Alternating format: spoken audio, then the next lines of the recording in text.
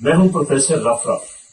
آپ کے علم میں یہ تو ہے کہ چاند پہ سب سے پہلے اترنے والا شخص نیل آرمسٹرانگ تھا. اس کے بعد دوسرا کون تھا، تیسرا کون تھا، یہ اکثریت کو نہیں پتا.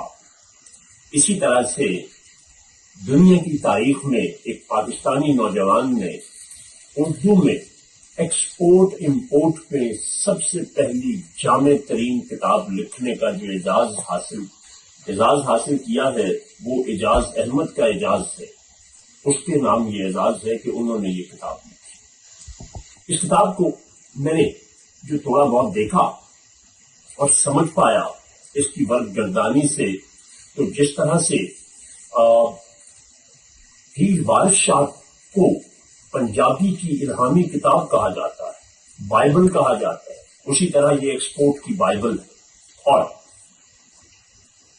اس میں جو چیزیں موجود ہیں میں اس کو لٹریری زبان میں یوں کہوں گا کہ اجاز صاحب نے ایکسپورٹ یا امپورٹ کا خیال سے کمال تک کے سارے مراحل اس کتاب میں دے دیے ہیں. کیسے؟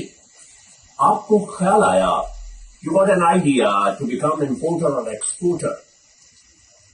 اس آئیڈیا کو کنسیو کرنے سے لے کے میچور کرنے تک ہر مرحلے پر یہ کتاب آپ کی رہنمائی کرتی ہے. اس لیے میں اس کو اسٹرانگلی ریکمینڈ کرتا ہوں، اور خاص طور پہ محب وطن پاکستانیوں کے لیے. دنیا میں پاکستان کے اعتبار سے دیکھیں تو آپ کوئی بھی کام کریں، کوئی بزنس کریں، اس میں جتنی لٹیگیشن، جتنی پرابلمز اور جس قدر پروسیجرز انوالو ہیں، ایکسپورٹ میں نہیں ہے. یہ تو آپ کی ذات کے لیے فائدہ ہے.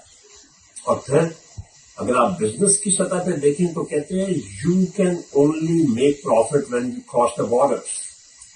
آپ صحیح پروفٹ تبھی کماتے ہیں جب آپ اپنے بارڈر کو کراس کرتے ہیں، لیکن جائز اور ناجائز کا خیال رکھتے ہوئے. تھرو ایکسپورٹ جب آپ بارڈر کراس کریں گے تو آپ کے ملک کا بھی فائدہ ہوگا، آپ کا بھی ہوگا. تو اس کتاب کو ضرور دیکھیے. بہت شکریہ.